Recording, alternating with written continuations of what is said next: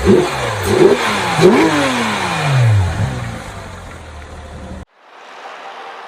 back to the AAA MF YouTube channel. Today we're picking up my 964 Turbo 3.6 from Porsche Reading, where it's been for a minor service, and we are going to compare it to another 911 Turbo of a newer generation.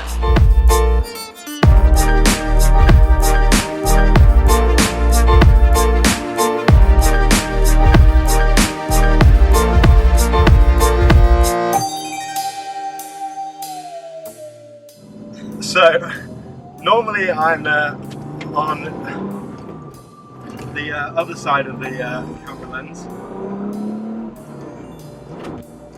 but not today. Today Mark has very kindly let me drive his old Porsche Turbo 911, and it's his first experience of driving a 911 and a manual 911 to that.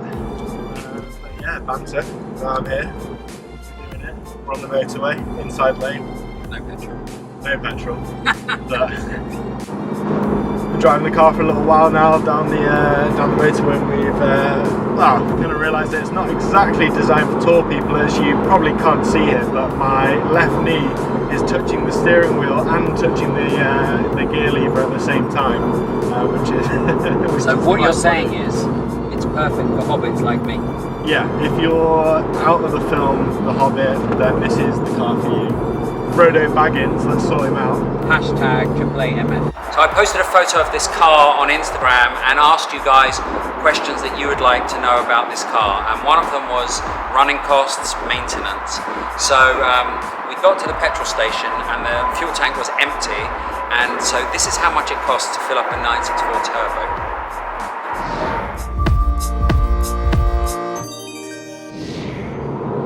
So I'm back in the driver's seat now. I've survived the drive with Tim the Giant. Why did I buy the car? What are the running costs, maintenance, hairy moments? So let's start with why did I buy the car? I think that's pretty easy to answer. I saw Bad Boys, Will Smith film, and wanted one ever since I saw that film, especially the end scene down the runway with the AC Cobra and the 911 Turbo sparkling in the sun with those beautiful three-piece split rims. The car I've got was owned by Jensen Button's manager before me, and he had it in storage for a couple of years. I sent it to Porsche Reading for its first inspection and service, and we just picked it up today from Reading after it had a minor service, and the bill was a whopping £1,700. That's just for a minor service, and obviously Porsche found loads of other little bits that needed replacing or changing. Just as an example, the front badge on the bonnet was coming loose, and so they replaced that. So I brought the car back to mint condition now, and I do like Porsche looking after the car. And they also did a 111-point check, so the check that they would do for any used car that they were selling. And I've asked them to correct everything on the car. So that's a minor service. I would imagine a major service on this car could run to thousands. I did service it last year at Porsche Colchester, and there were quite a few things wrong with the car, and the bill came to £4,700. So not a cheap car to run, but then you've got to remember it's 24 years old, the same age as Tim, my cameraman. But can you imagine this car in 1993? I mean, what was on the road in 1993 from the major manufacturers? I mean, Ferrari hadn't come out with the 355 yet, so there was the Ferrari 348, which was not a great car. But if you compare this to what the everyday cars on the road, this must have been spectacular at the time. So this was the first Porsche that came out car with the 3.6 litre engine to be turbocharged. So the model before in 1991, although it was the 964 shape, had the 3.3 litre engine from the previous generation. And in 1993, Porsche developed the turbo with the 3.6 litre engine from the 964 Carrera that they launched in 1989. So it's a single turbocharger, it's got rear wheel drive only, and it's got huge flared arches at the back and at the front. So what makes this stand out to the Porsches after this generation were that the 993 turbo had four-wheel drive, and subsequently every model after that had four-wheel drive.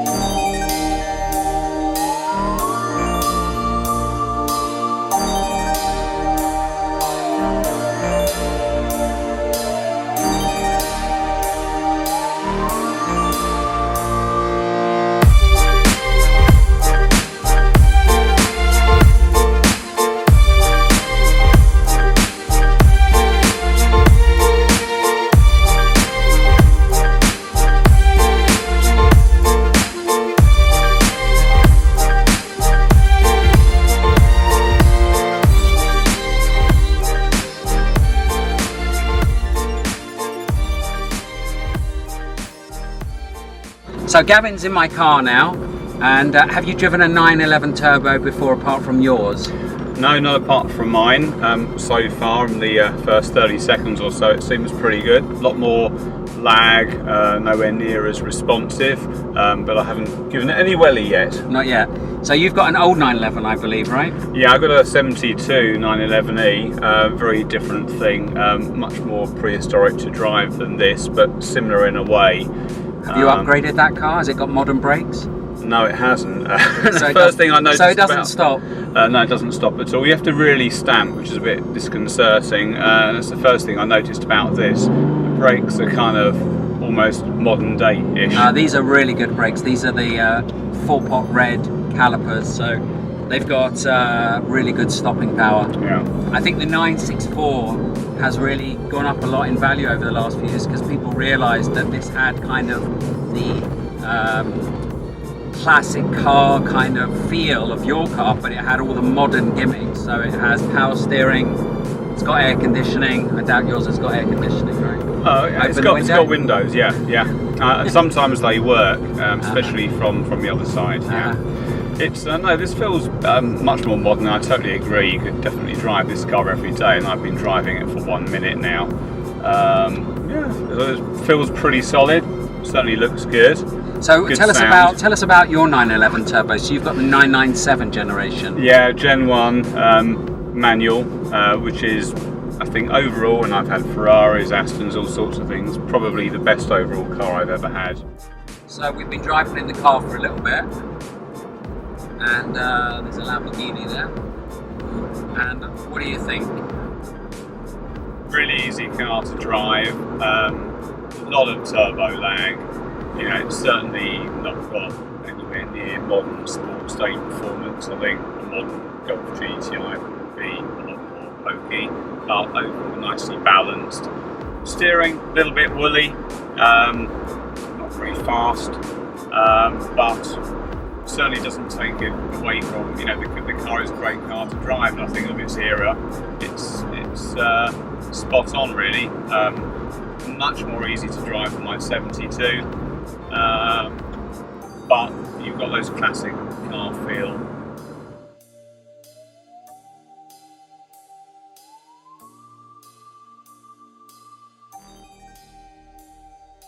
So the immediate difference between my car and Gavin's car is the steering wheel adjusts towards you and up and down, which mine doesn't, and electric seats. Really nice. Okay, mine sounds so good. So immediately you get into this car and you keep the clutch down further because you expect it to be really hard, but it's really light, and you have to actually come 95% off of the clutch to engage the gear. So a big difference, much lighter clutch. Electric seats, really nice touch. It's got nice carbon fiber bits on the interior, on the handbrake and the gear knob, which are really nice.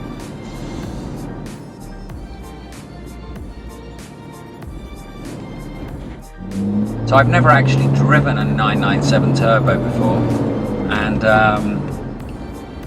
feels quite easy to drive. The clutch is much lighter than my 964. I mean, I've been used to lifting off slowly in the clutch in the 964 because it's quite heavy, and this one is really light.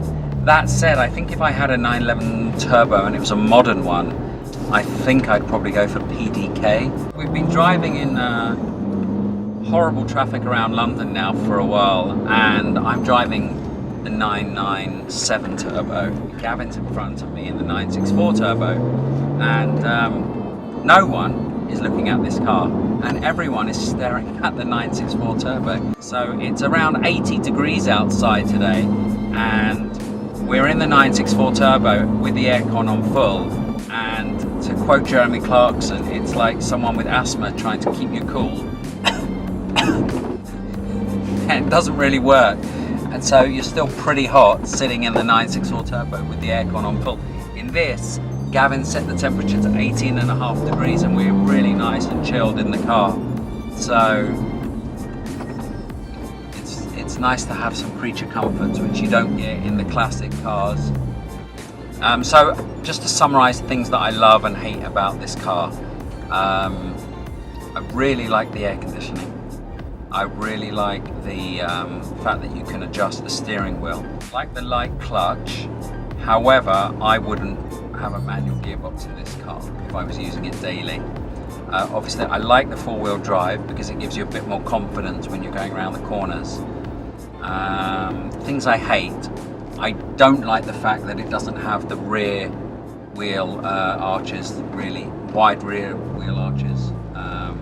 And it doesn't have any wide arches at the front. The front are really narrow, and I think that we've noticed as we're driving along that everyone that walks past the two cars looks at the 964 turbo and really doesn't give this a glance.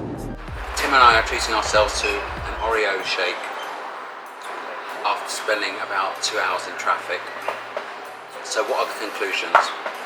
The 964 turbo, in my view, looks a lot better than the 997 because the 997 doesn't have the flared arches of the 964 turbo. However, jumping back into the 964 turbo was horrible. The clutch is much heavier, the aircon doesn't work, and that makes it a really uncomfortable place to be when you're sitting in traffic because all you're doing is riding the clutch and you're sweating. So my conclusion is 964 turbo for something special to enjoy on the weekend, and the 997 turbo, much better everyday car. However, I'd go for the PDK gearbox as I think I'd want to use it every day and I wouldn't want a manual gearbox in London. And the 997 turbo or even the 991 turbo with a PDK I think is a great car for everyday use with the four-wheel drive, great aircon and lots of power and seamless delivery from the twin turbo engine. I hope you've enjoyed today. I hope you've enjoyed the cars and showing you around. Please feel free to leave comments below and subscribe, and the next video up will be my trip to Le Mans, which is coming up next week.